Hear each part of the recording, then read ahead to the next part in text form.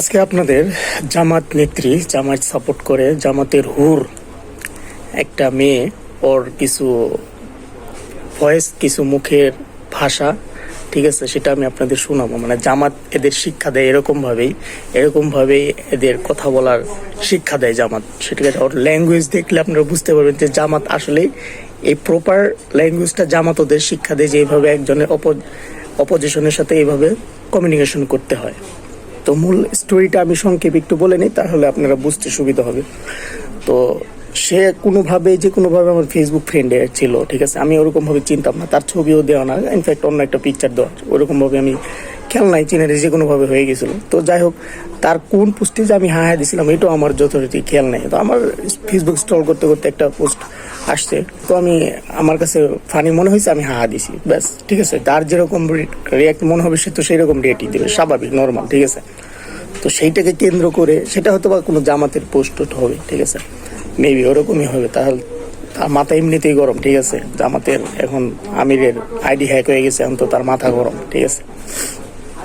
তো যাই হোক, সেটাকে কেন্দ্র করে সে আমাকে ভয়েস পাঠাইছে কয়েকটা, ঠিক আছে। প্রথম দুইটা ভয়েস মেনে নেওয়া যায়, ঠিক আছে, মেনে নেওয়া যায়, ঠিক আছে। ওর লাগতে পারে বা লাগছে, ঠিক আছে, ওর অনুভূতিটা শেয়ার করছে। পরে দুইটা যে ভয়েস দিছে, মানে জামাত যে প্রপার ওদের এইভাবেই শিক্ষা দেয়, এইভাবেই কথা বলার ধরন, মানে এটা জামাতের শিক্ষায় আদর্শিত একজন হুর।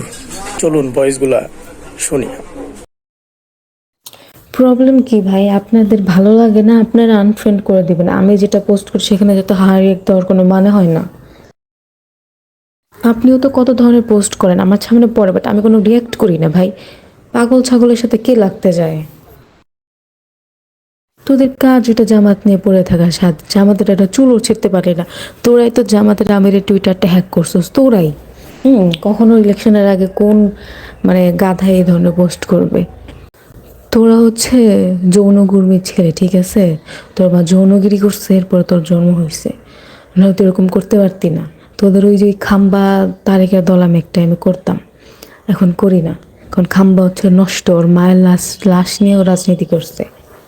আমি ওরকম ভাবে ওকে চিনি না, ও আমাকে ওরকম ভাবে চেনে না, ঠিক আছে। একটা অপরিচিত মানুষের সাথে হতে পারে আমার মত, দল ভিন্ন, পছন্দ, টেস্ট আলাদা হইতেই পারে, স্বাভাবিক।